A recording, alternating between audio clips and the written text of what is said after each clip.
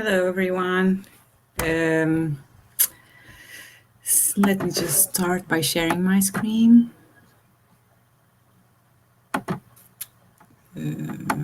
This one. Yep. Okay. So hopefully everyone can see my screen now. Okay. I saw a thumbs up. Okay. So I'm Sara. I'm here to talk a little bit about machine learning, what it is, and what's definitely not. Just maybe give a little bit of context about myself. So I'm a data scientist, machine learning engineer, whatever you want to call it, at Tessian. Tessian is basically a company that works with around email security. So anything from understanding when we have an account takeover or phishing or things like that. I've been working as a data scientist for the last 6 years, 4 years of those in Portugal, and I moved to London. I've been in London since 2019. I actually took computer science at the University of Coimbra, but most of my machine learning knowledge I learned from online resources and online courses that I did. And my passion in machine learning is actually working with text, so anything around natural language processing, which I will talk a little bit about it at the end of the presentation. So basically, the overall goal of this presentation is just to give you a little bit of introduction and demystify a little bit of some of the concepts. It's not going to be too technical. I try to reduce the number of definitions I'm going to give you, so hopefully it's not going to be boring. So basically, there's a lot of concepts that everyone throws around about machine learning, artificial intelligence, and sometimes they don't really know what they are talking about. So I'll say there are three very popular concepts that people talk about. So AI, machine learning, and deep learning. They are not the same thing, but they are quite related with each other. So artificial intelligence is basically the biggest, let's say it's like the study of mechanisms that try to create systems that are able to perform problem solving, creativity, or even like adapt to different tasks. So for example, systems that are able to translate text, compose music, play games, and things like that. And then we have machine learning, which is basically a subfield of AI, which try to actually build and train those models with the data. And then deep learning, which is very popular since a few years ago. It's actually a class of machine learning algorithms. It's mostly used for very complex tasks because it's actually able to consume a large amount of unstructured data. So hopefully now we know a little bit about these three concepts and how they relate to each other. But I guess what you actually want to know is how machine learning works. And it's perfect. It gets everything right all the time. It's basically magic, and it's very fast to develop, obviously. So it would be amazing if this was right. Actually, I don't think it would be amazing because I actually like the challenge that makes machine learning not any of these three things. So machine learning heavily depends on the data that you have. There's never a guarantee that you can solve the problem until you actually look at the data and analyze if you have what it takes to solve the problem that you want to solve. Most of the times, data will tell you something that you don't want to hear, and that happens a lot of time when you have like, for example, projects around marketing, where you have teams of marketing, they want to tell a specific story. They came to you and say, oh, can you please give me like those numbers because I want to tell this story. But then when you get those numbers to them, they're like, it's not exactly what I expected, but hey, this is the data I found.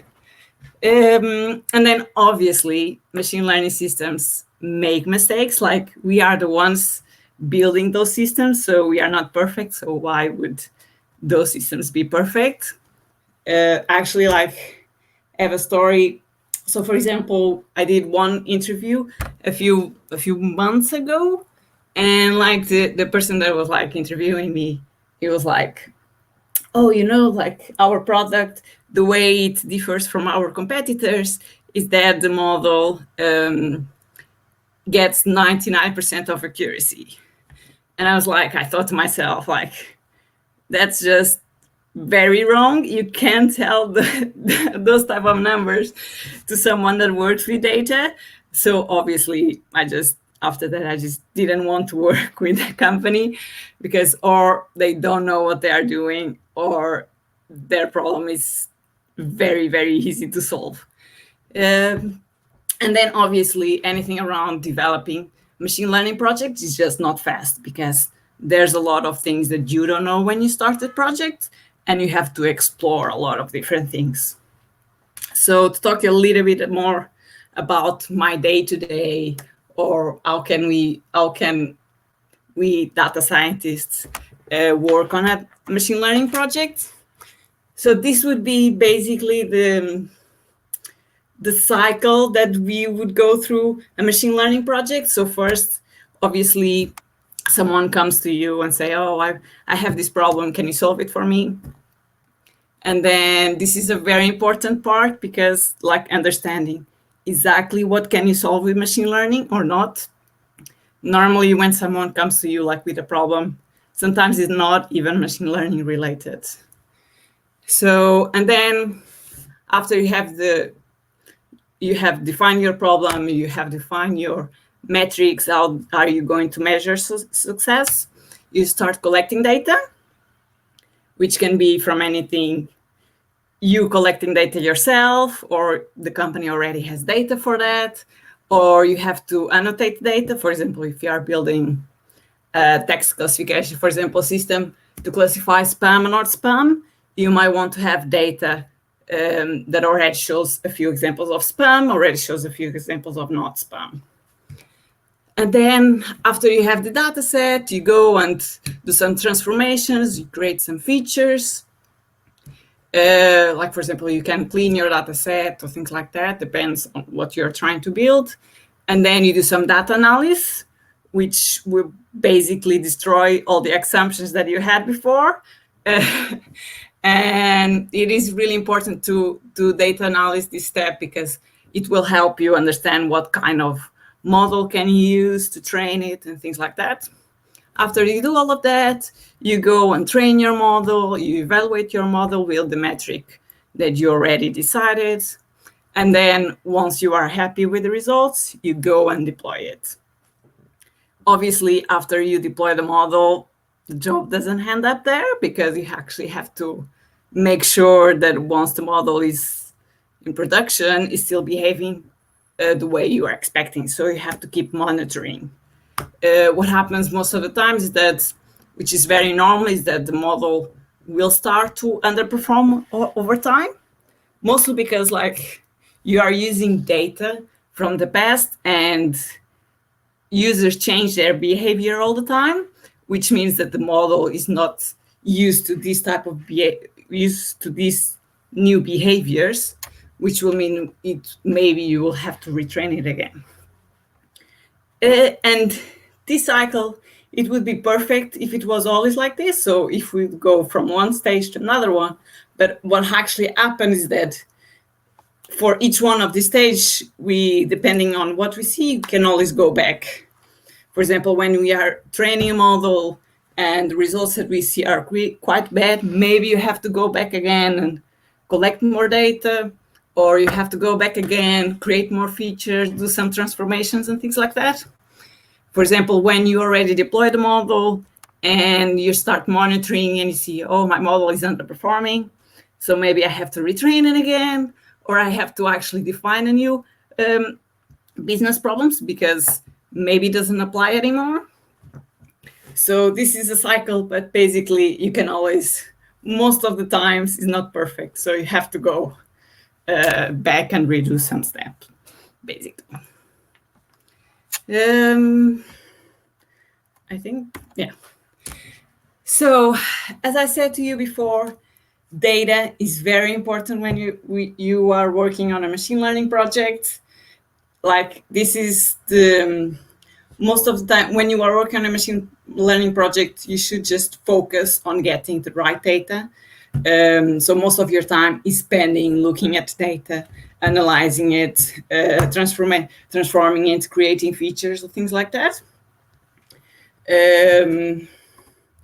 And so a little bit about how do we apply machine learning models or machine learning projects. So my area of, I was going to say expertise, but I'm not an expert. But basically, most of my projects are around natural language processing. So anything around that works with text.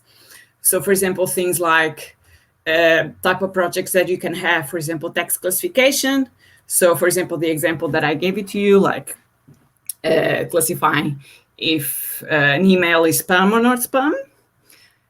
Questioning answering, so anything from, so for example, Google, when you go on Google and ask who is the Prime Minister of Portugal, and Google then just says who it is, the name of the Prime Minister, that's questioning and answering. Text search, so again, Google has to understand what you're trying to tell me, what you want to search. Text summarization, so anything around, for example, you want some summary of a book or a paper, things like that. Text generation, which I think is quite exciting. So basically, text. So for example, I had a project, which I think was the most excited one, at least for me, is that I was working in a company and they basically had like it was like in the travel industry. So they had like a travel blog and they wanted basically to minimize the costs of writing particular articles. So they wanted to have a model that was able to automatically generate some of these articles.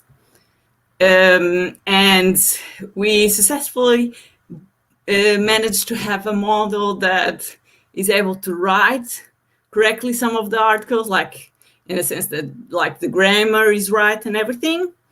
But one thing that was missing is that, okay, everyone can understand the text, but the model actually isn't able to guarantee that everything that he writes is actually correct. So this would be the next step, let's say. We didn't manage to fix that, at least until I was there, because then I left the company. But I thought like it was a really exciting project. And then obviously like machine translation, so translate text from one language to another. Basically, so what it's like to be a data scientist, it's awesome, to be honest. Otherwise, I wouldn't be working as a data scientist. But I think the best part for me is being a data scientist, that every project is very different. You have like one project would have a different challenge just because the data that you are working on is different all the time, which I think makes very exciting and challenging. It allows me to work with data, but also has the other engineering side. So it's like your job is not only training models, it's also deploying and making sure that everything works correctly. Which, although like that's not always true for all companies, sometimes data science is, some companies don't do the deployment bit, which I don't agree with it, but let's move on. And yeah, so that's why when, like, for example, a few months ago, I went through to the phase of looking for a new job. And it's really important as a data science to be able to understand what is a data science for each one of the companies, because like every company has a different definition of a data scientist. So you just have to be very careful of exactly what you want to do and making sure that the company has the same definition as you, let's say. And I wanted to I don't know if you have time, but no one has stopped me yet, so it should be fine. I wanted to show you here. So this is not mine. I'm assuming you can still see my screen. So this is not mine. This is basically a model that people already train and tries to generate text. So for example, I'm going to give him, like for example, self-love data.